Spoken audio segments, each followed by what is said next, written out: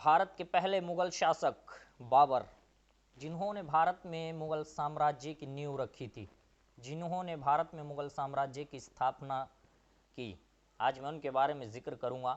आप जानते हैं कि बाबर के नाम पे बहुत सारी गालियां भी दी जाती हैं और पता नहीं क्या क्या बाबर के बारे में कहा जाता है, लेकिन मैं उनकी एक छोटी सी वसीयत आप लोगों को आज बताने जा रहा हूं और आप अंदाज़ा लगा सकते हैं कि उनकी वसीयत अगर आजकल के बादशाह, आजकल के राजा अपनी ज़िंदगी में उतार लें या उस पर अमल कर लें थोड़ा सा, तो मुझे लगता है कि देश में सांप्रदायिक झगड़े नहीं होंगे, देश के अंदर जो है सांप्रदायिक तनाव नहीं फैलेगा और देश से नफ़रतें ख़त्म हो जाएंगी।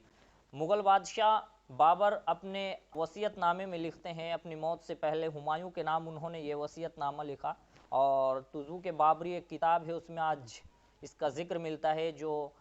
भोपाल की लाइब्रेरी में आज भी सुरक्षित रखी हुई है। आप वो पढ़ सकते हैं और अगर आप वहाँ नहीं जा सकते तो आप गूगल कीजिएगा और गूगल पे सर्च कीजिएगा बाबर की वसीयत बेटे हुमायूं के नाम, आपके सामने सब चीज़ें खुल करके आ जाएंगी।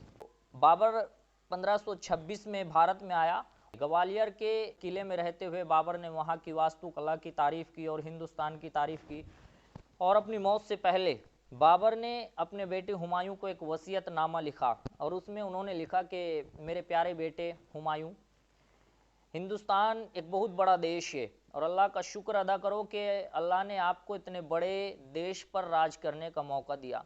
और साथ ही साथ बाबर लिखते हैं हुमायूं के नाम कि मैं आपसे कहना चाहूँगा कि मेरे बेटे,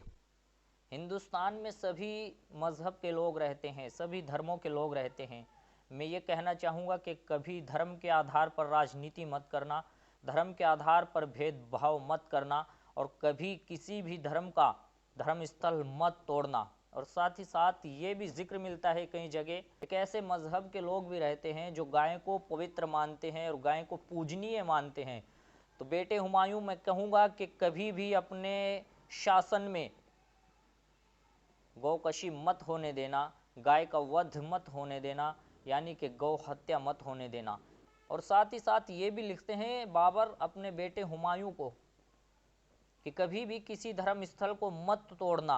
कभी भी किसी के धर्म स्थल को नुकसान मत पहुंचाना। ये सब वसीयतें बाबर ने अपने बेटे हुमायूं को अपनी मौत से पहले लिखी थी और तुज़ू के बाबरी में इनका जिक्र मिलता है।